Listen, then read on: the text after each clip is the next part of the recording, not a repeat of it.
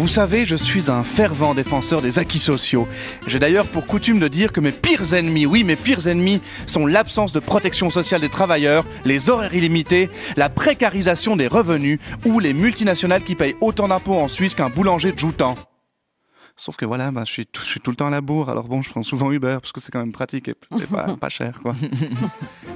Uber, vous connaissez, c'est une application de VTC, des véhicules de tourisme avec chauffeur. Mais oui, vous savez, ce service parfaitement légal où des chauffeurs vous demandent de sauter par la vitre ou de vous faire passer pour leur neveu dès qu'ils croisent une voiture de flic ou un taxi.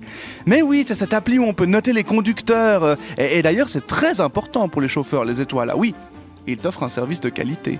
On peut avoir des bouteilles d'eau gratuites, par exemple. Des bouteilles d'eau de marque inconnue dans toute l'Europe, faites dans le pet le plus fin de l'histoire de l'humanité, et avec des bouchons minuscules, mais quand même, des bouteilles d'eau gratuites. C'est la vie de château. Et attention, le service de qualité ne passe pas que par le catering. Il y a aussi l'ambiance, avec des iPads où on peut choisir entre de la musique d'ascenseur et des mères destinées à être écoutées trop fort dans un bus par des ados, dans un spectre étrange qui passe directement de Nat King Cole à Kinvey sans aucun intermédiaire. Et n'oublions pas que le service passe aussi par le charme et le sens de la conversation de nos hôtes. Oh là, la circulation, c'est pas facile, hein. Au moins, il fait soleil. Ouais.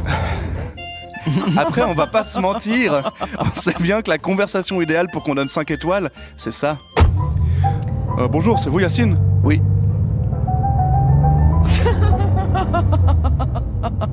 Au revoir. Merci. Des chauffeurs qu'on aime et qui sont recrutés via les mêmes standards que l'église catholique, puisqu'il y a 132 millions de mecs parmi eux, un point que Uber partage avec le parc routier saoudien. Autre particularité du recrutement de la société de VTC, il n'engage que des individus dont le prénom a été créé par un générateur automatique, et c'est toujours une belle surprise de recevoir un message comme « Pazandré est en approche »,« Ridetta arrive dans 3 minutes » ou « Farandrou termine une course à proximité ». Et enfin, dernière spécialité de ces rois de l'exploitation automobile, ne choisir que des conducteurs qui ont le niveau d'indépendance d'un nouveau-né cul-de-jatte face à leur GPS. Ah mais même si là on entre sur l'autoroute, c'est pas normal. Oui mais c'est ce qu'indique le GPS. Non mais là on va à Zurich, revenez en arrière. Mon cerveau ne peut procéder. La machine est un dieu.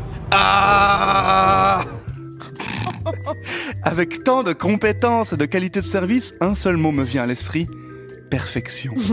Bon, après, il y a toujours des accidents de parcours, hein, comme dans cette scène qui m'est, je vous le jure, réellement arrivé à Lausanne. Ah mais Yacine, ça vient d'où ça? Ah, c'est algérien.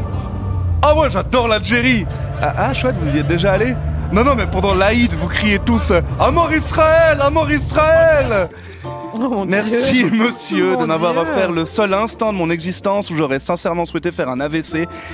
Le long silence qui a suivi m'a permis de réfléchir et de me rappeler que mes pires ennemis étaient l'absence de protection sociale des travailleurs, les horaires illimités, la précarisation des revenus ou les multinationales qui payent autant d'impôts en Suisse qu'un boulanger de Joutan. Et en sortant du véhicule, j'ai pris une résolution. Il serait bien que je parte un poil plus tôt de chez moi. Comme ça, j'aurai le temps de marcher.